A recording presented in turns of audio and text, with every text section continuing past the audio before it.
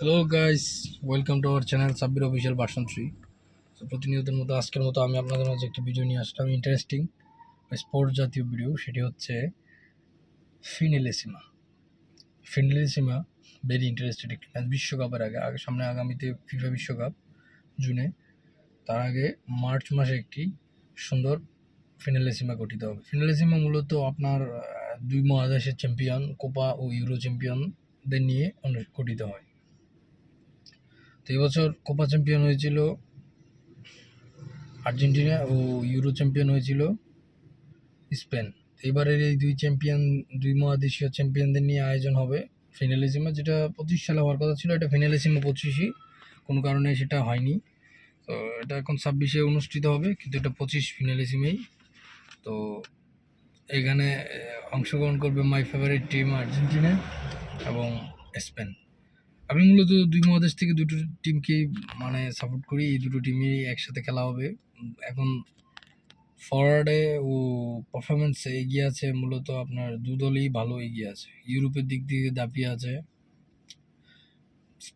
স্পেনের তরুণ প্লেয়ারদের সংগঠিত একটি টিম, আবার আর্জেন্টিনাও তরুণ ও ইয়াং প্লেয়ারদের মিলিয়ে একটা টিম। তো কেউ কাউকে ছাড় দেবে না, আশা করা যায় ম্যাচটি হবে ফাইটিং।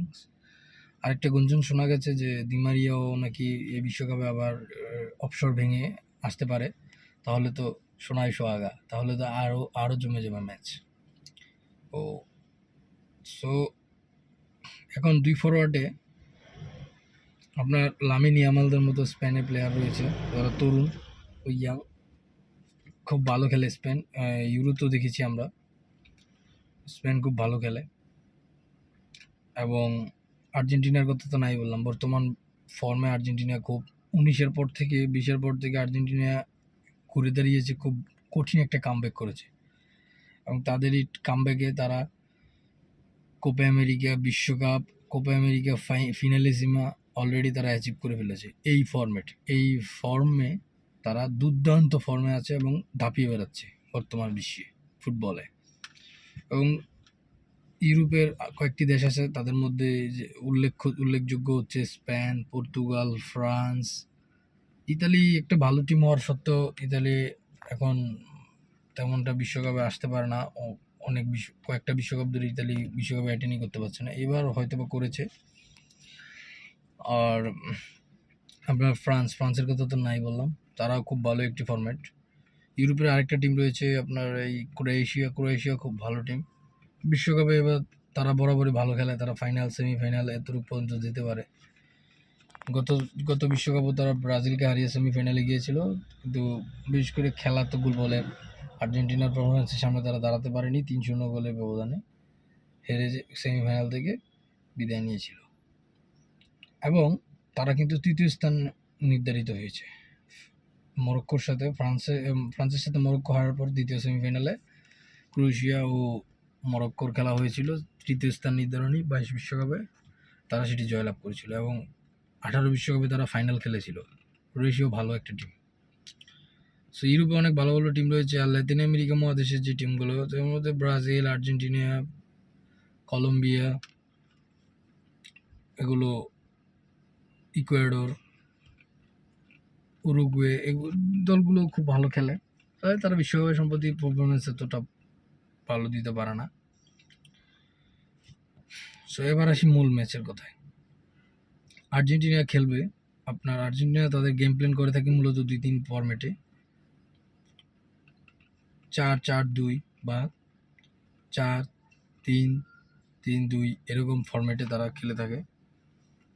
তো আর্জেন্টিনার গোলকিপারের কথা তো নাই বললাম, এমি মার্টিনেজ, বাজ পাখি বলা হয় তাকে। সে বাজ পাখির মতো গোল করে। সো এই বিষয়ে কোনো বলার নেই, আমি খুব ইন্টারেস্টেড। ম্যাচটি অনুষ্ঠিত হবে, আমি আপনাদেরকে টাইম শিডিউলটা বলে দিই।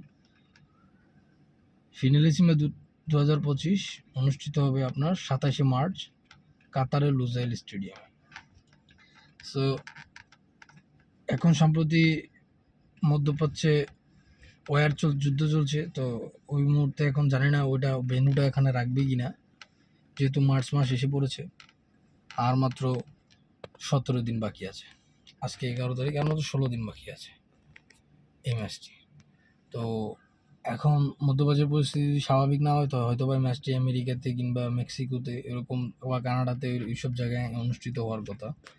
তো যে সেটা আপডেট করা হবে, আপডেট করলে আমি আপনাদের মধ্যে বলে দেবো, আপনারাও জানতে পারবেন এবং আমি জানিয়ে দেবো ফাইনালি কোথায় অনুষ্ঠিত হচ্ছে। এখনও অবধি ভেন্যু আপনারা গুগল ক্রোমে সার্চ করলে পাবেন 2025 ফিনালিসিমা টাইম শিডিউল। গুগলে সার্চ করলে আপনারা টাইম শিডিউলটা পেয়ে যাবেন। এখনও অবধি বর্তমানে এই লোজেল স্টেডিয়াম 27 মার্চ টাইমটা ঠিক আছে। স্টেডিয়ামটা ভেন্যুটা এখনও চেঞ্জ হয় নাই। যদি ভেন্যুটা চেঞ্জ হয় তাহলে আমি আপনাদের মধ্যে ভিডিওর মাধ্যমে জানিয়ে দেবো। সো ম্যাচটি আশা করা যায় রোমাঞ্চকর ও ফ্রান্স আর্জেন্টিনা বিশ্বকাপের ফাইনালের মতো আরেকটি ফাইনালিসিমা আমরা দেখতে যাব স্পেন ও আর্জেন্টিনার লড়াই। দুর্দান্ত এই লড়াইয়ে কে জেতে সেটাই দেখার বিষয়। মেসি নাকি লামিন ইয়ামাল তরুণ প্লেয়ার, সো সেটাই এখন দেখার বিষয়। তবে পারফরমেন্সের দিক দিয়ে দুটো দলই খুব ভালো হাড্ডাহাড্ডি লড়াই করবে। আর্জেন্টিনা বরাবরই এগিয়ে থাকবে এবং এগিয়ে আছে। স্পেনও কম যায় না, তারাও সহজে ছেড়ে দেবে না। দুটো দলের মধ্যে তুমুল লড়াই হবে। লড়াই শেষে দিন শেষে একটি দলই জিতবে, এটাই নিয়ম। সো আমিও আপনাদের মধ্যে এক্সাইটেড ম্যাচটি নিয়ে।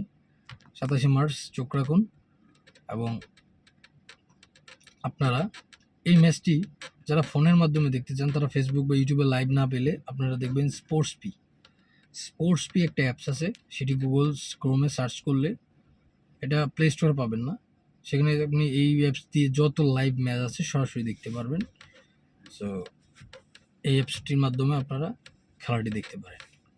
আর যদি কেউ না বুঝতে পারেন তাহলে আমাকে কমেন্ট বক্সে জানাবেন, আমি আপনাদেরকে বিস্তারিত জানিয়ে দেব। তো আমার ভিডিওটি দেখার জন্য আপনাদেরকে অসংখ্য ধন্যবাদ। আমি আমার চ্যানেলে বিভিন্ন ইনফরমেশন, বিভিন্ন কান্ট্রি ভিসা বা বিনোদনের জন্য স্পোর্টস বা ইনফরমেশন নিয়ে আমি বরাবরই বিভিন্নভাবে লাইভ ও ভিডিওর মাধ্যমে আপনাদের সামনে উপস্থাপনা করি। সো চ্যানেলটি যাদের ভালো লাগবে সাবস্ক্রাইব করে বেল বাটন অন করে দেবেন, যেন আমি দ্বিতীয়বার কোনো ভিডিও আপলোড করার সাথে সাথে আপনাদের কাছে নোটিফিকেশন পৌঁছে যায় এবং আপনারা কেউ মিস না করেন। ততক্ষণ অবধি সবাই ভালো থাকবেন, সুস্থ থাকবেন। ধন্যবাদ।